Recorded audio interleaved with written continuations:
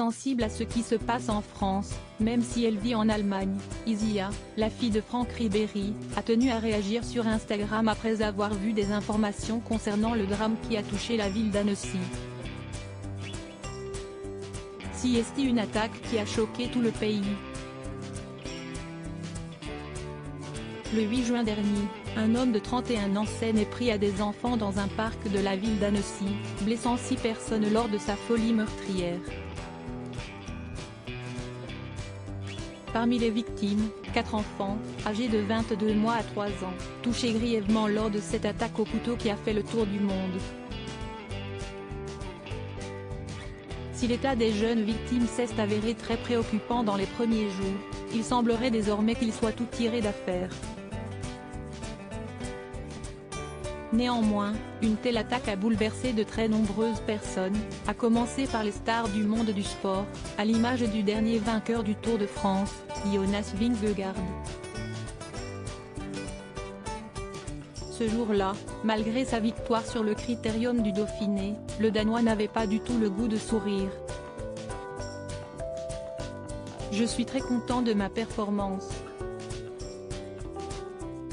Mais dans un jour comme celui d'aujourd'hui, avec ce qui s'est passé à Annecy, le cyclisme n'a pas vraiment d'importance, expliquait-il, retenant ses larmes.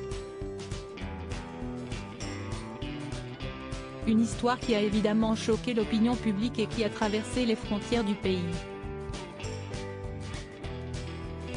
Installé à Munich, en Allemagne, où son père est rapidement devenu l'idole des supporters du Bayern, le club de la ville, Isia Ribéry continue de porter un grand intérêt à tout ce qui se passe en France. La jeune fille de 17 ans s'est fait un nom ces derniers temps sur les réseaux sociaux et particulièrement sur Instagram, où elle est suivie par plus de 305 000 abonnés. Isia Ribéry partage sa consternation plutôt spécialisée dans la mode et les produits de beauté. La fille de Franck Ribéry s'intéresse également à l'actualité et une vidéo concernant l'attaque au couteau d'Annecy l'a fortement fait réagir. Sur ce court extrait, on entend une journaliste intervenant en direct aux côtés de David Pujada sur LCI évoquer le cas de l'assaillant. Ce dernier serait chrétien et aurait notamment crié au nom de Jésus lors de son attaque, rapporte la journaliste.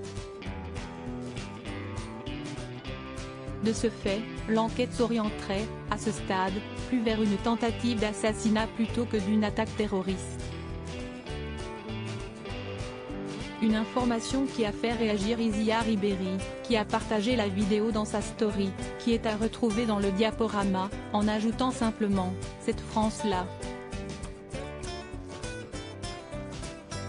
Vraiment, suivi d'emojis qui pleurent de rire.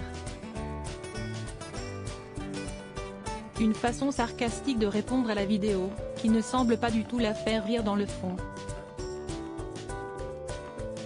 La consternation d'Isia Ribéry porte sur les amalgames qui entourent le mot terroriste et les raccourcis trop souvent faits dans ce genre de faits divers.